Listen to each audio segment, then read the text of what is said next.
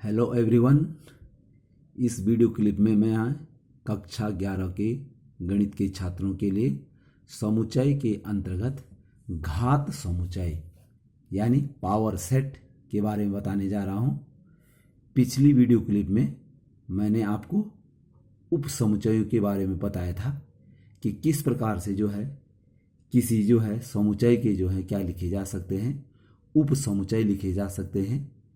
जब मैंने कहा था कि एक अवयव, ये देखो मैं यहाँ पर उप समुच्चय लिखाना सिखाया था कि एक अवयव वाला जो समुच्चय था, जैसे इसमें एक अवयव है, इसके दो उप समुच्चय होंगे फाई और ए।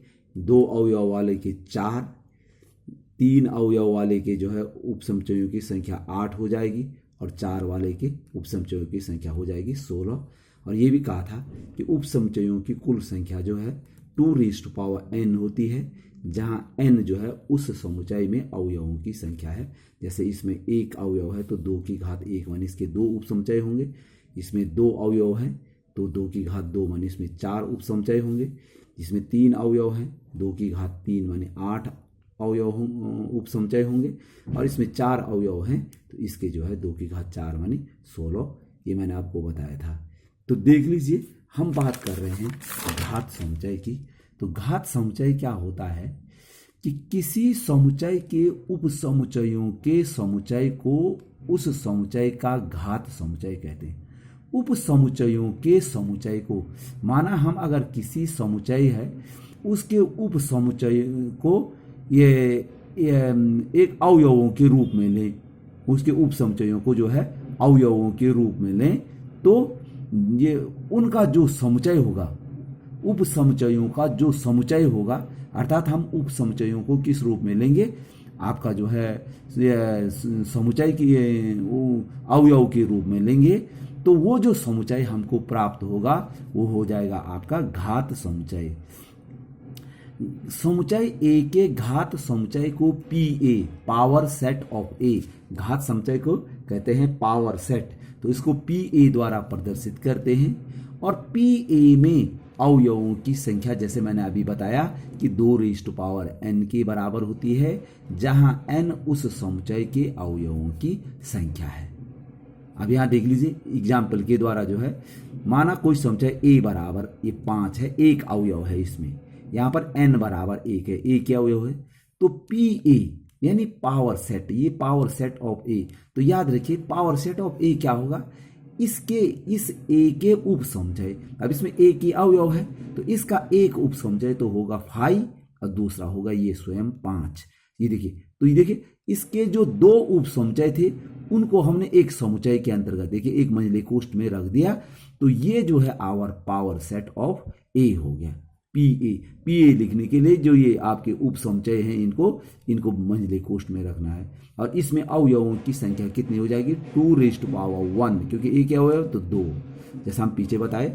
दूसरी बात है, जैसे A बराबर है 1, 2, यहाँ पर अवयवों की संख्या n बराबर मैंने लिखी है 2, तो PA बराबर क्या होंगे, देखो एक समुच्चय, पहले ऐसा करना है, इसके प्रत्येक उप समुच्चय लिखने हैं। जैसे इसके 2 है तो इसके 4 उप समुच्चय होने हैं, एक 5 हो गया, 1, 2 और 1, 2 हो गया, और इनको मंझले कोष्ठ में रखने से एक समुच्चय बन गया। तो ये पावर सेट ऑफ ए यानी उप समुच्चय हैं ये सब इसके, और उप समुच्चयों का समुच्चय बन गया। इसको हमने ये प्रत्येक इसमें क्या होंगे, अवयव होंगे इसके, तो ये आपका पावर सेट ऑफ ए हो गया। तो PA बराबर में अवयवों की संख्या, जैसे मैंने पहले ही बताई कि 2 की घात, इसमें 2 ही अवयव हैं ए में, तो 2 की घात 2 बराबर हो गया आपका 4। अब मैं आपको बताने जा रहा हूं सार्वत्रिक समुच्चय यानी यूनिवर्सल सेट। जैसे इस शब्द का अर्थ है यूनिवर्स माने ब्रह्मांड, ब्रह्मांड में सब चीजें। जैसे आपका ब्रह्मांड होता है सामान्यतः सारे ग्रह, उपग्रह, तारे, मिल्की वे, आकाशगंगा, जितनी भी सारी, इससे माने कुल मिला के इससे बड़ा कोई नहीं है। तो देख लीजिए, अगर हम यहाँ पर गणित की बात करें, सार्वत्रिक समुच्चय ऐसा समुच्चय जिसके अन्य सभी उप समुच्चय होते हैं, सार्वत्रिक समुच्चय कहलाता है। यानी ऐसा समुच्चय लें कि अन्य सब समुच्चय उसके अंदर आ जाएं, यानी अन्य सभी समुच्चय उसके क्या होंगे, उप समुच्चय होंगे, तो वो कहलाएगा आपका क्या, आपका सार्वत्रिक समुच्चय या यूनिवर्सल सेट, और इसको यू के द्वारा डिनोट किया जाता है सार्वत्रिक समुच्चय। माने वो इतना बड़ा समुच्चय है कि जो अन्य समुच्चय हैं वो उसके उप समुच्चय हैं। तो जैसे एग्जाम्पल मैंने यहाँ पर u बराबर लिखा है 1 2 9 10, यानी 1 से 10 तक की संख्या है इसमें, और a बराबर है 3 4 5, b बराबर है 1 2 7 8, और c बराबर है 2 4 6 8। तो देख लीजिए यहाँ पर जो है ये देखो, ये यूनिवर्सल सेट है। देखो a के सारे के अवयव इसमें है 3 5 6, 3 5 6, क्योंकि पूरा नहीं लिखा है, डॉट डॉट है, 3 5, 1 से 10 तक की संख्या है 3 5 6। तो देखो ए भी इसका उपसमुच्चय हो गया, बी में है 1 2 7 8, वो भी इसका उपसमुच्चय हो गया, सी में है 2 4 6 8, वो अवयव भी इसमें, तो इसका उपसमुच्चय है। तो देख लीजिए क्योंकि ए बी सी तीनों यू के उपसमुच्चय हैं, देख लीजिए मैंने अभी जैसे बताया कि भाई इन ए बी सी तीनों के अवयव इसके अंदर है, तो अतः u जो ए बी सी के लिए यहाँ पर u क्या कहलाएगा, इसका सार्वत्रिक समुच्चय, क्योंकि a के अवयव भी इसमें है, b के भी इसमें है, c के भी इसमें है, यानी ये ए बी सी तीनों इसके उपसमुच्चय हैं, इसलिए इन तीनों के लिए ए बी सी के लिए u क्या कहलाएगा, सार्वत्रिक समुच्चय कहलाएगा। अब मैं कुछ एक बात आपको बताने जा रहा हूं, इसमें आपका था वेन आरेख। एक अंग्रेज गणितज्ञ हुए हैं वेन, उन्होंने क्या किया कि समुच्चयों के मध्य संबंधों, जैसे दो समुच्चय हैं या दो से अधिक समुच्चय हैं, उसके मध्य संबंधों को आरेखों द्वारा निरूपित करने, ये आरेखों द्वारा निरूपित किया है कि दो समुच्चयों की या दो से अधिक समुच्चयों के बीच जो है जो संबंध होगा उसको उन्होंने लेखा चित्र के द्वारा या चित्रों के द्वारा जो है प्रकट किया है। तो समुच्चयों के मध्य संबंधों को आरेखों द्वारा निरूपित किया जा सकता है, जिन्हें क्या कहते हैं, वेन आरेख, क्योंकि वो वेन गणितज्ञ थे तो उन्हीं के नाम से ये वेन आरेख हुआ। इसमें क्या होता है देख लीजिए, पहली बात, इसमें सार्वत्रिक समुच्चय को एक आयत के रूप में दिखाया जाता है। यहाँ पर देखिए, यहाँ पर मैंने ये आयत बन रखा है, तो ये आपका जो है यूनिवर्सल सेट है, माने ये ब्रह्मांड है पूरा, जो कुछ है इसी के अंदर है, इसके कोने पे मैंने यू लिखा हुआ है, तो सार्वत्रिक समुच्चय है। दूसरी बात जो है ये, और अन्य समुच्चयों को इसके अंदर जैसे वृत्त के रूप में दिखाया जा सकता है, दिखाया जाता है। दूसरी बात जो है, अगर जो है दो समुच्चय हैं माना और एक दूसरे का उपसमुच्चय है, तो क्या करते हैं, एक वृत्त के अंदर दूसरा दिखाते हैं। जैसे यहाँ पर देख लीजिए, तो पहले मैं इसकी बात कर दूं, जैसे मैंने यहाँ पर u बराबर लिखा 1 से 10 तक की संख्या है, तो यहाँ पर आयत बना दिया मैंने, देख लीजिए ये यूनिवर्सल सेट, इसके कोने पे मैंने u लिख दिया। उसके बाद क्या है, एक समुच्चय a है जिसके अवयव हैं 2 3 7 8, यानी इस u के और इस ये जो है u का उपसमुच्चय है, तो यहाँ पर मैंने एक वृत्त बनाया और उसको a लिख दिया बीच में, और जो इसके अवयव हैं 2 3 7 8, 2 3 7 8, वो इसके अंदर लिख दिए। अब u के, चूंकि ये तो u के अंदर है, तो u के जो शेष अवयव हैं वो हम यहाँ आयत के अंदर लिख देंगे, ये नहीं लिखने दोबारा 2 3 7 8 को छोड़ करके, जैसे मैंने लिख दिया आपका 1 लिख दिया, 1 4 5 6 9 10, तो ये इस प्रकार से इसको दिखाया जा सकता है।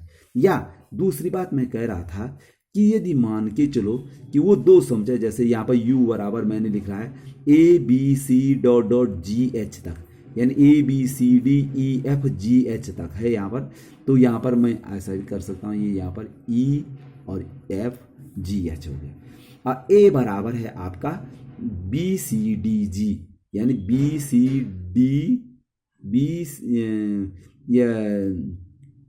सी डी जी, ये है आपका ए बी, यहाँ पर हाँ एक अवयव छूट गए यहाँ पर, क्योंकि ए बी सी डी भी है यहाँ पर, डी एफ, तो ये है आपका बी सी डी जी, और बी बराबर है A B C D E F G, ये है। तो यहाँ पर आप देख रहे होंगे कि यहाँ पर तो मैंने सिर्फ एक ही समुच्चय यूनिवर्सल सेट के अलावा एक ही सेट दिखाया था, तो यहाँ पर मैंने क्या कर दिया, आपका दो समुच्चय दिखाए। तो इनमें दो में क्या है कि ये ए वाला है, ए जो है इस बी का उपसमुच्चय भी है, ये देखिए ए जो है आपका बी का, देखो ए के अवयव में बी सी डी जी, अब बी में देखिए बी सी डी और जी इसमें, यानी ये बी जो है, ये ए जो है बी का क्या है, उपसमुच्चय है। और ये यूनिवर्सल सेट है। तो कैसे बनाएंगे? सबसे पहले हमने ये आयत बनाया यहाँ पर। अब चूंकि ए जो है बी का उपसमुच्चय है, यानी ए के सभी अवयव बी में है, तो हम सबसे पहले एक वृत्त बनाएंगे और ये दिखाएगा आपका ए।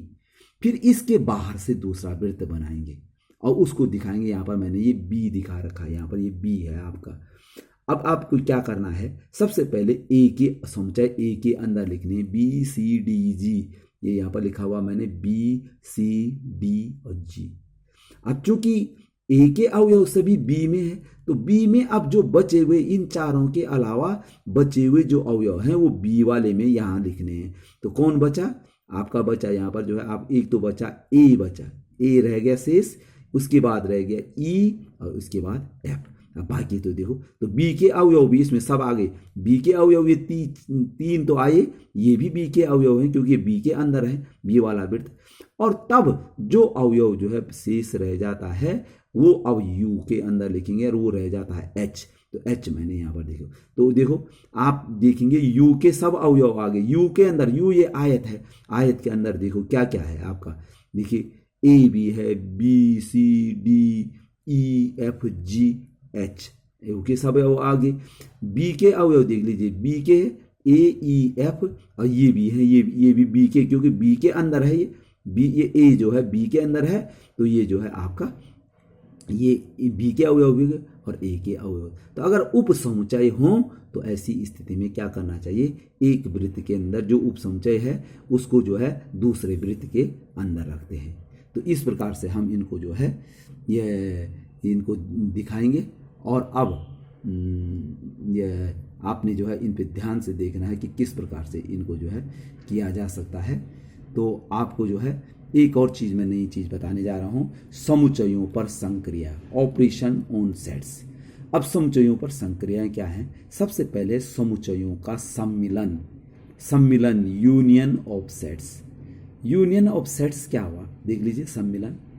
अगर हम एक ऐसा समुच्चय बनाएं जिसमें दिए हुए समुच्चयों के सभी अवयव हों, माना देखिए यहाँ परिभाषा लिखी मैंने, वह समुच्चय जिसमें दिए हुए समुच्चयों के सभी अवयव विद्यमान होते हैं उसे उन समुच्चयों का सम्मिलन यानी यूनियन कहते हैं। एक ऐसा समुच्चय हमारे पास माना 2-3 समुच्चय हैं और हम एक और समुच्चय ऐसा बनाते हैं जिनमें उन दिए हुए समुच्चयों के सभी अवयव जो हैं हों, तो उसे कहते हैं उनका यूनियन या उनका सम्मिलन कहते हैं। दो समुच्चय अगर सेट ए तथा सेट बी हैं, इनके सम्मिलन को ए यूनियन बी यानी ए यूनियन बी द्वारा व्यक्त। याद रखिए यहाँ पर यू है, ये यूनियन है और यू ही समष्टीय समुच्चय भी है। तो जरा इनको लिखने के तरीके में जरा मैंने आगे बता दूं कि जगह हम जो है यूनियन को तो ऐसा लिखते हैं और अगर समष्टीय समुच्चय है तो जरा इसको थोड़ा इस प्रकार से करके, ताकि ये लगे कि ये यू है तो दोनों के दोनों यू।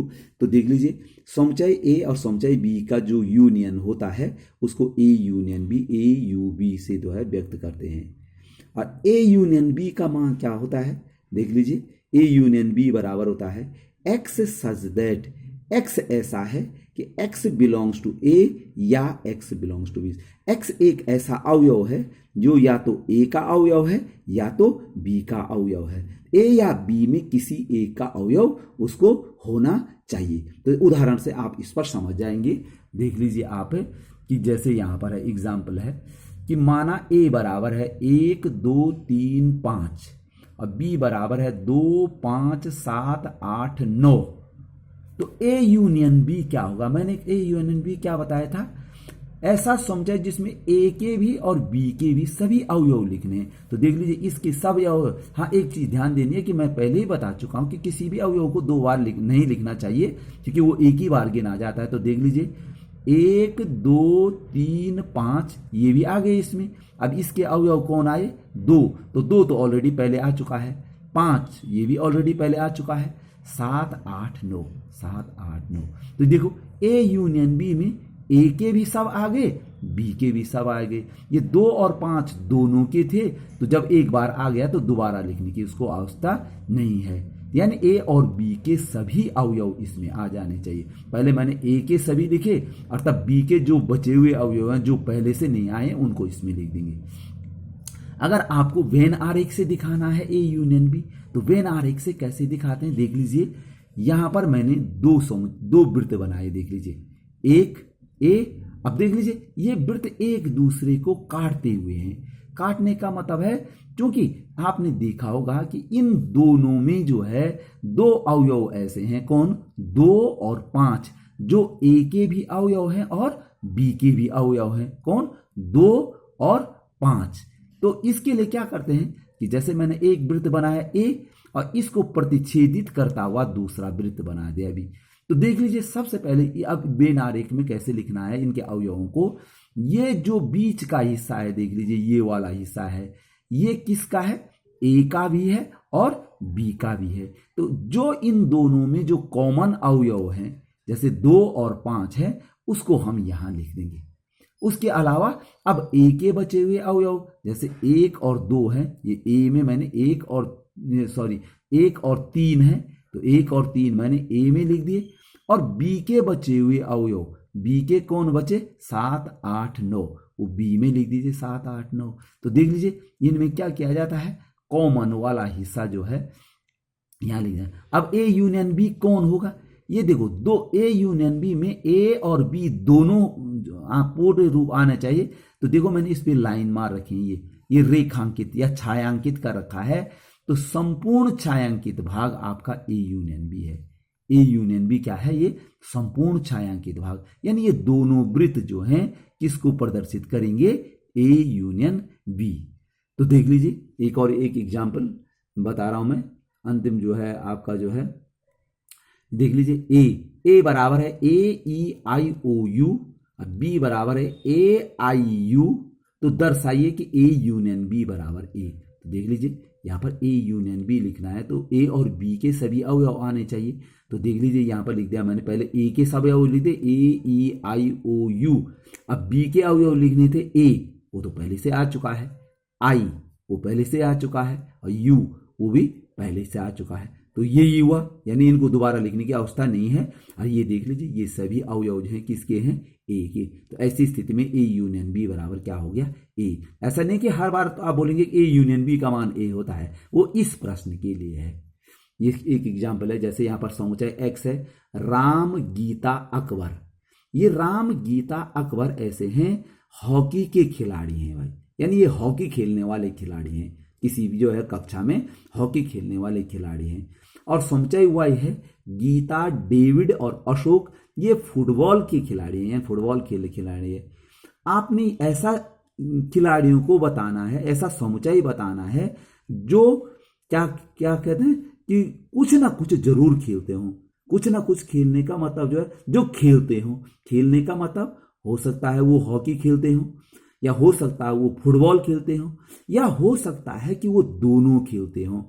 तो वो जो आता है यानी खेलने वाला खिलाड़ी, वो आता है एक्स यूनियन वाई, इन दोनों के, क्योंकि खेलने वाला माने सभी आने चाहिए। तो एक्स यूनियन वाई बराबर आ गया राम गीता अकबर, ये 3 आ गए। और फिर इसमें देखो गीता, तो गीता ऑलरेडी पहले आ चुकी है, और डेविड अशोक, तो ये ए यूनियन। तो ये इसको कहते हैं हॉकी या फुटबॉल के खिलाड़ी हैं। ये या तो हॉकी के खिलाड़ी हैं या तो फुटबॉल, दोनों के खेलने वाले भी हो सकते हैं। जैसे गीता देख रहे हैं आप, दोनों में है, तो यानी ये खेलने वाले खिलाड़ी हैं। एक और चीज है लास्ट और अंतिम, इसमें मैं आपको बता रहा हूं कि सम्मिलन की संक्रिया जो यूनियन है इसके क्या गुणधर्म है। ए यूनियन बी बराबर बी यूनियन ए होता, क्रम बिन्वय नियम बिल्कुल, यानी ए यूनियन बी माने ए और बी के सभी अवयव, और बी यूनियन ए माने बी और ए के सभी, तो बात एक ही है। तो ये क्रम बिन्वय नियम इस पे लागू होता है। साहचर्य नियम A union B union C बराबर A union B union C, यानी ये आपका साहचर्य नियम का भी पालन कर सकते हैं। एक इंपॉर्टेंट चीज, ए यूनियन फाई बराबर ए होता है। देखिए ए और फाई, फाई का मतलब रिक्त समुच्चय, पहले बताया था मैंने, फाई माने होता है रिक्त समुच्चय, यानी एक ये ए में कुछ अवयव है और फाई माने इसमें कुछ भी नहीं है, तो कुल मिला के क्या आएगा, ए ही आएगा, क्योंकि इसमें तो कोई अवयव है नहीं, इसमें कुछ अवयव हैं, ए के अवयव हैं, तो कुल मिला के ए आएगा। यानी इसको तत्समक नियम कहते हैं। और फाई को इस संक्रिया का तत्समक यानी आइडेंटिटी, आइडेंटिटी जैसे इकाई, जैसे सामान्य गणित में पूर्णांकों में एक होती इकाई, तो यहाँ पर जो है फाई जो है क्या होती है, आइडेंटिटी होती है। तो ए यूनियन फाई बराबर ए, क्योंकि फाई का यूनियन करने से कोई अंतर नहीं पड़ा, इसलिए फाई जो है आपकी क्या हो जाएगी, इसकी जो है यूनियन की जो है आइडेंटिटी हो जाएगी। चौथी बात, ए यूनियन ए बराबर ए, ए यूनियन, अब ए और ए दोनों का ए दोनों ए ही हैं तो ए के तो अवयव आएंगे, तो ए यूनियन ए बराबर ए। और पांचवी बात हो गया यू, यू देख लीजिए ये यू कौन सा, यहाँ पर दो यू दिखाई दे रहे हैं, इसलिए मैंने आप पहले बताया था, हमने इसको थोड़ा घोट रखा है। यहाँ पर देखो यू यूनियन ए, यू माने होता है आपका ये सार्वत्रिक समुच्चय, यूनिवर्सल सेट, यूनियन ए बराबर हमेशा यू होता है। यहाँ पर लिखा भी है मैंने यू सार्वत्रिक समुच्चय है। तो ये यू क्यों होता है भाई, चूंकि ए के सभी अवयव यू में हैं, जब आप यू के अवयव लिखेंगे तो ए उसमें ऑलरेडी आएगा, तो इसका मान जो है आपका क्या हो जाएगा, यू। तो आपने जो है ये समुच्चयों को, सम्मिलन को बड़े ध्यान से देखना है और उसको जो है इसके प्रश्नों को क्या कर सकते हैं आप, हल कर सकते हैं। ओके।